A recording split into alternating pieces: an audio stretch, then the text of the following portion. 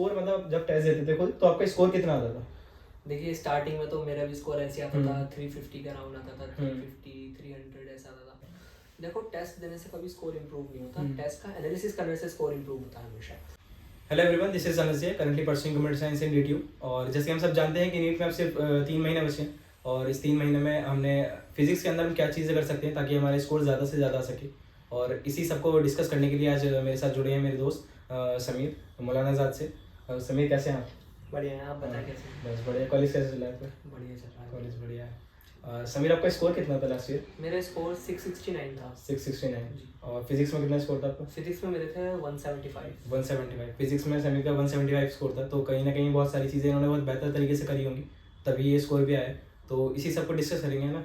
तो समीर अभी फिलहाल के लिए आपको क्या लगता है कि इन 3 महीनों के लिए कैसे शुरुआत करनी चाहिए? दो तरह के बच्चे होते हैं, जैसे कुछ बच्चे होते हैं जिनका अभी तक कुछ हुआ ही नहीं, सिलेबस उन्होंने भी स्टार्ट ही नहीं करा, और कुछ ऐसे हैं जिनका सिलेबस तो हो चुका है, अब उन्हें रिवीजन करना है। हाँ। तो उसके लिए जिन बच्चों का अभी सिलेबस कुछ हुआ ही नहीं है तो वो पहले अपना सिलेबस कंप्लीट करें। हाँ। ठीक है।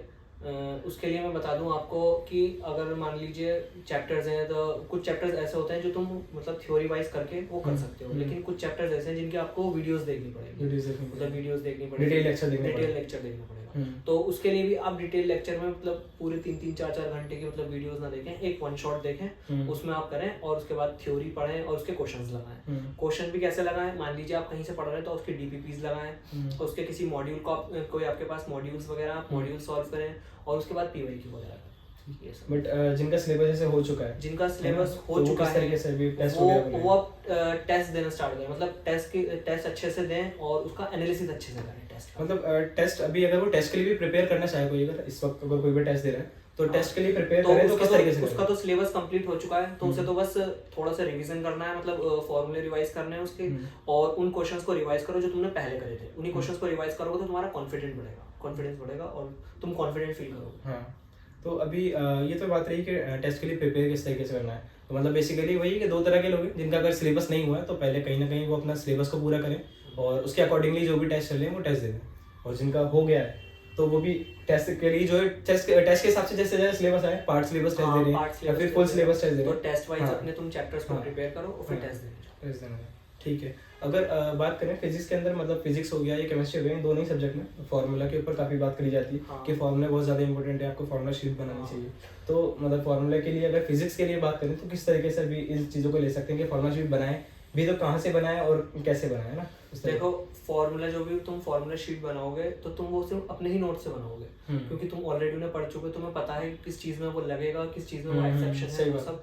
तो तुम एक कॉपी बनाओ, उसमें अपने फॉर्मूलेस वगैरह लिखो जो तुम्हें याद नहीं रहते, तुम्हें बार बार मल्टीपल रिवीजन के लिए तुम्हें आसानी होगी, तुम्हें बार बार नोट्स नहीं पलटने पड़ेंगे, तुम आसानी से उनको एक्सेस कर पाओगे और आसानी से फॉर्मूले तुम रिवाइज करोगे। उसके लिए तुम अपनी शीट्स वगैरह बनाओ फॉर्मूलेस की और फिर उनको तुम रिवाइज करो, टेस्ट देने से पहले उन्हें रिवाइज करके जाओ।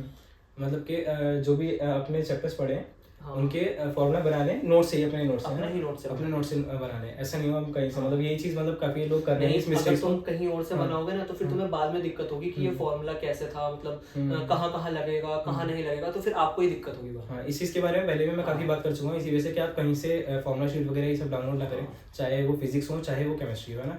खुद के नोट से ही फॉर्मूला शीट को अगर तैयार करना चाहें वो वहाँ से कर सकते हैं। और फॉर्मूला के अंदर भी ऐसा मतलब ऐसा होता है कि खाली फॉर्मूला लिख लिया, मतलब किस तरीके से, है ना, ऐसा होता है। मान लीजिए मैं बताता हूँ आपको, जैसे मैग्नेटिज्म चैप्टर है, अब उसके अंदर कुछ फॉर्मूलेज ऐसे हैं जो खाली सेमी सर्कुलर के लिए लगेंगे, तो उस आप फॉर्मूले को लिखें और उसके नीचे लिखें कि सिर्फ इसी चीज के लिए वैलिड है और आगे चीजों के लिए वैलिड नहीं है, मतलब। और उसके लिए भी बता दूं, मान लीजिए किसी ने नोट्स ही नहीं बनाए, कुछ बच्चे होंगे ऐसे जिन्हों के नोट्स नहीं बन पाए अभी तक, तो उसके लिए मैं ये कह सकता हूँ आप किसी मॉड्यूल वगैरह से थ्योरी वगैरह पढ़ें, तो उसमें से आप फॉर्मूले निकाल के अपनी फॉर्मूला शीट बना लें।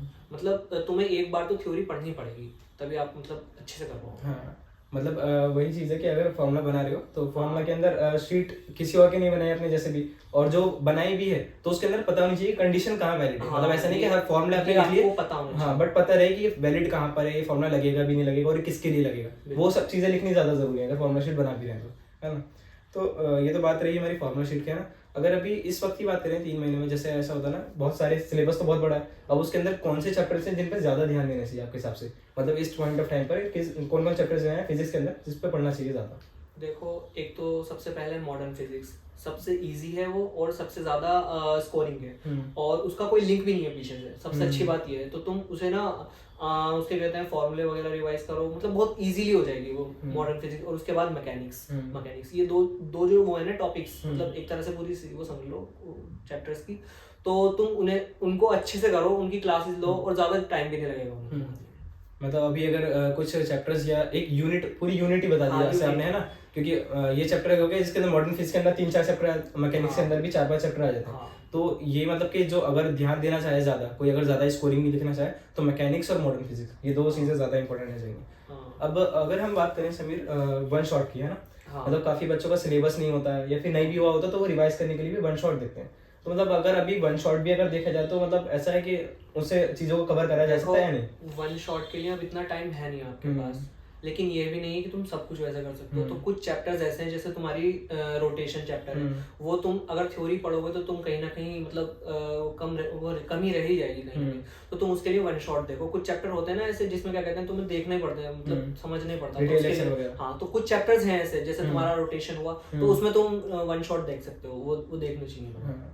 मतलब ऐसा है कि अगर सारे चैप्टर्स में हम वन शॉट नहीं देख सकते? नहीं, सारे चैप्टर नहीं देख। कुछ पर्टिकुलर, अगर कुछ पर्टिकुलर चैप्टर्स भी आप सजेस्ट करना चाहो वन शॉट के लिए तो कौन से रहेंगे? जैसे तुम्हारा रोटेशन हुआ, और उसके अलावा मॉडर्न फिजिक्स के देख लेना, मॉडर्न फिजिक्स आसानी से हो जाएगी। और उसके अलावा बस इतना ही है, मतलब ज्यादा वन शॉट के लिए अगर हम जा सकते हैं इस पॉइंट ऑफ टाइम पर, तो मॉडर्न फिजिक्स हो गया, रोटेशन हो गया, ठीक है। अगर मैकेनिक्स की अगर बात करें, मैकेनिक्स में क्या वन शॉट वगैरह ले सकते हैं? मैकेनिक्स में अगर तुम चाहो तो जहां तुम्हें दिक्कत हो रही है ना वहां देख लो, तुम पूरी देखने की तुम्हें जरूरत नहीं है। मतलब वैसे देखा जाता है ना 11th में बच्चे की पकड़ अच्छी हो जाती है मैकेनिक्स में, लेकिन उसे ज्यादा मेहनत करनी नहीं पड़ती। ठीक है। ये तो बात हो गई वन शॉट के बारे में, ठीक है। बट अगर अभी बात करें टेस्ट के स्कोर के बारे में, बच्चों के टेस्ट के स्कोर पे बहुत ज्यादा प्रॉब्लम रहती है कि टेस्ट का स्कोर नहीं इंप्रूव हो रहा है ना। तो उसके लिए अभी इस पॉइंट ऑफ टाइम पर क्या चीजें ज्यादा जरूरी है? मतलब टेस्ट एनालिसिस करें या टेस्ट किस तरीके से दें, मतलब क्या करें? देखो, टेस्ट देने से कभी स्कोर इंप्रूव नहीं होता, टेस्ट का एनालिसिस करने से स्कोर इंप्रूव होता है हमेशा। तो और इस एनालिसिस भी ढंग से होना चाहिए। मतलब देखो, तुम पेपर देकर आ गए, उसके बाद तुम जो तुमसे क्वेश्चन नहीं हुए उन क्वेश्चंस को देखो तुम, तुमसे वो क्यों नहीं हुए। तुम्हें आते नहीं थे, या तो कहते हैं एग्जाम प्रेशर की वजह से तुम कर नहीं पाए, ठीक है। अगर तुम्हें आते नहीं थे तो जिस टॉपिक से वो रिलेटेड क्वेश्चन था, उस टॉपिक को तुम जाके पढ़ो, या तो वीडियो से पढ़ो या अपने नोट से पढ़ो, जैसे भी पढ़ो, ठीक है।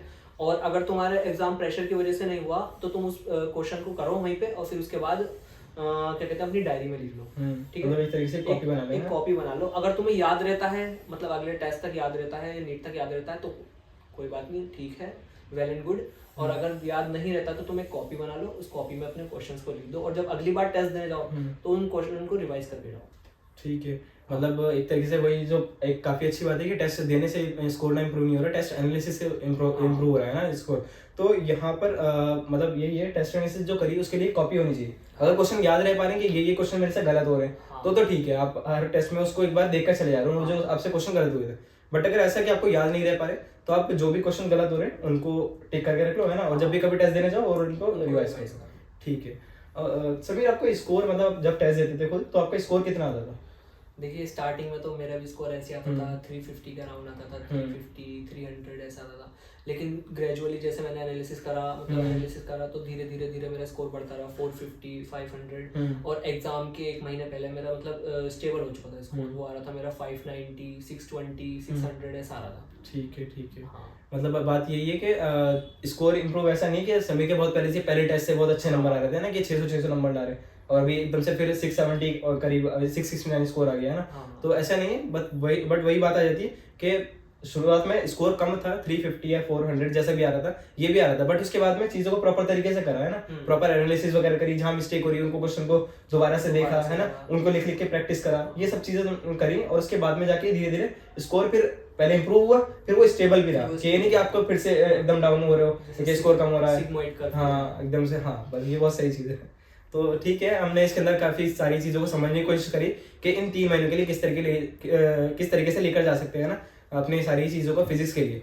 तो अब मिलते हैं फिर नेक्स्ट वीडियो में, तब तक के लिए थैंक यू सो मच। और समीर, आप हमारे साथ जुड़े हैं उसके लिए बहुत बहुत शुक्रिया आपका, ठीक है। फिर आप फिर किसी वीडियो में आएंगे और कहीं ना कहीं और चीज़ों को बताएंगे, ठीक है, थैंक यू।